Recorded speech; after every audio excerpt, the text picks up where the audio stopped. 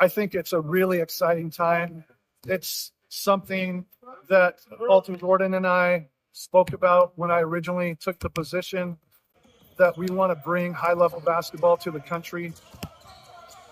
COVID knocked us down for a couple of years. It was difficult for us to get to the starting line and get re-engaged in international play. We finally got that opportunity over the summer, and it was just fantastic that we didn't let that slip away. And now here we are with a ton of great people putting in a lot of work here on the ground in Kingston to make it possible. It starts with the Bob and Rita Marley Foundation. They really got us jump-started and got us into this. The National Bakery Foundation helped get us going over the summertime. And then a ton of other sponsors have come in. It's still not enough. We still need more.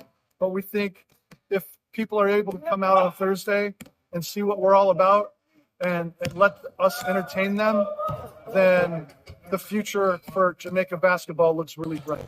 And we had a really good practice, and we have such great leadership on this team with Kenton Facey and Tyran De La Baudière and Kofi. You know, I mean, I could list off 12 guys, honestly, in terms of our leadership.